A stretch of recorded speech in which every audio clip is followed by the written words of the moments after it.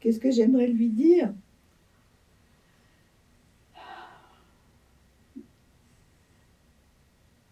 Que je tiens beaucoup à elle.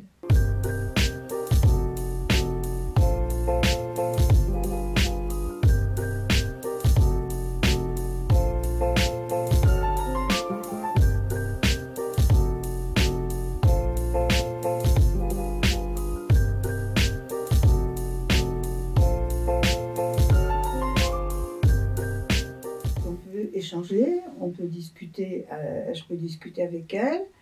Quand je fais de la cuisine qu'elle ne connaît pas, je lui en fais profiter.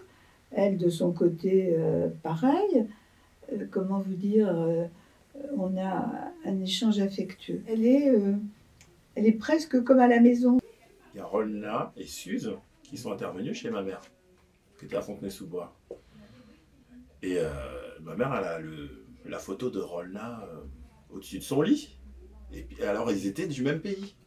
C'est ça, en plus, qui était très fort, c'est que ma mère, elle est haïtienne, Rolna, elle est haïtienne, et Suze, elle est haïtienne. Donc ça aussi, ça lui a fait du bien. Et puis Zineb, enfin, tout le monde l'aimait beaucoup, c'était comme quelqu'un de la maison, elle a été formidable. Elle a été formidable, même après, des fois on s'écrit des petits mots, on se voit, on boit un café et tout, vraiment, elle est formidable. Moi j'allais souvent déjeuner avec maman, après je le faisais le plus possible. Et en fait Zineb arrivait vers 2 heures par exemple, donc le temps de déjeuner et tout, on se voyait, et puis on papotait toutes les trois ensemble, et franchement, on n'avait plus le sentiment que les générations existaient, on était trois copines, quoi. La bonne personne, pas juste une personne, ça les aide. Et c'est pour ça que sur des remplacements, on a souvent beaucoup de soucis. Parce que, une fois qu'elles ont trouvé la bonne personne, celle qui va pouvoir les relayer ou pallier à leur absence, eh ben, ils ne peuvent pas imaginer qu'elle puisse être interchangeable. Et ils ont raison, elle n'est pas interchangeable. Mais elle n'est pas absente à vie non plus. Soit elle est malade, soit elle est en formation, soit elle est en vacances. Elle reviendra. C'est ça aussi que je voulais vous dire. Elle s'est absentée un vendredi matin et un lundi matin pour accompagner une personne qu'elle connaît à l'hôpital. Et je lui ai dit, il ne faut pas recommencer. Son absence m'a pesé. Ça me manque, c'est vrai que ça me manque. Ça dépasse l'aide ménagère. Quand elle est partie en vacances, il faut bien qu'elle prenne des vacances, et que vous m'avez envoyé, je vais pas dire Pierre, Paul et Jacques, Jacqueline, Paulette et Marguerite.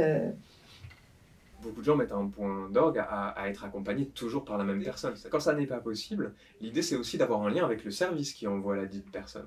Et là aussi, ça a une vraie importance, parce que le lien, il se crée aussi avec l'institution qui l'envoie, je pense. Voilà, si on parle par exemple de longévité, on voit bien que les personnes qui répondent au téléphone ou qui vous accueillent quand vous passez la porte, elles ont aussi un rôle quasiment aussi important que celui de l'auxiliaire, même si c'est l'auxiliaire qui est au domicile de la personne.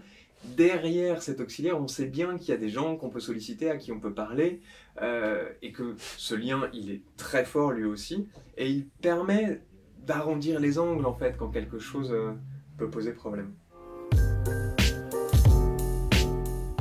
L'aide à domicile doit avoir confiance en la famille. Et, oui, je sais pas, c'est un peu surprenant, mais c'est dans beaucoup de problèmes, il y a ça. Et inversement, la famille doit avoir confiance en l'aide à domicile.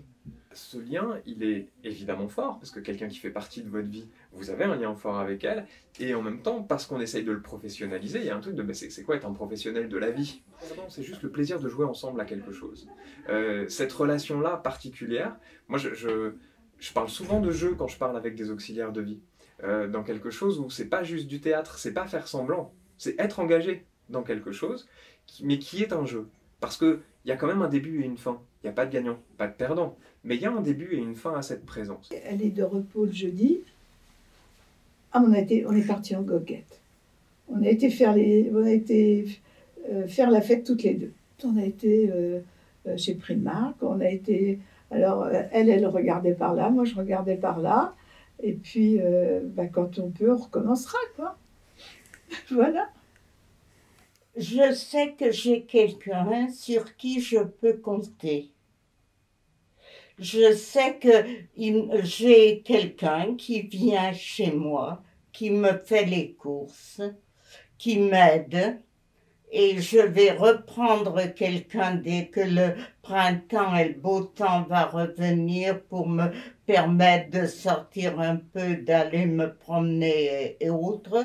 Le JVT me procurera quelqu'un, au moins 2 fois par semaine, qui viendront et qui m'aideront à sortir en chaise roulante, à me promener, à aller m'asseoir dans un jardin à terrasse d'un café. Un mot à dire à ma maman, c'est que je l'aime très fort. Et un mot à Zineb, c'est qu'elle a été formidable. Et que le JVT aussi a été formidable.